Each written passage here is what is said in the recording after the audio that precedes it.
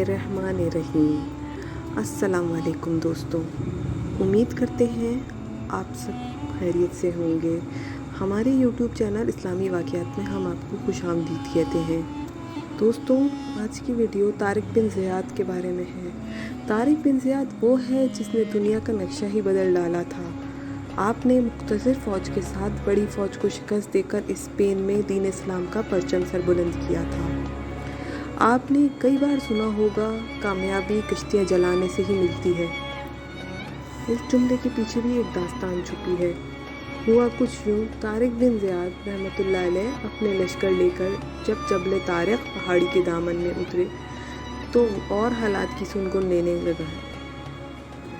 ایک رات آپ نے خواب میں دیکھا کہ نبی کریم صلی اللہ علیہ وآلہ وسلم ایک مسند پر تشریف فرما ہے اور ان کے ارد گرد صحابہ کرام رضی اللہ تعالیٰ عنہ ہتھیار بند کھڑے ہیں۔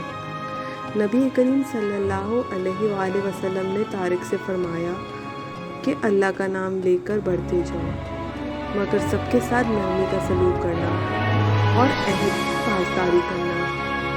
جب طارق بن زیاد رحمۃ اللہ علیہ کی آنکھ کھلی تو بے حد خوش ہوئے، اور اگلی رات اس نے پھر خواب میں دیکھا کہ نبی کریم صلی اللہ علیہ وآلہ وسلم اپنے صحابہ کرام رضی اللہ تعالیٰ عنہ کے ساتھ اندلس میں گئے ہیں، اور طارق بن زیاد رحمۃ اللہ علیہ بھی نبی اکرم صلی اللہ علیہ وآلہ وسلم کی پیروی کرتے ہوئے اندلس میں داخل ہو گئے۔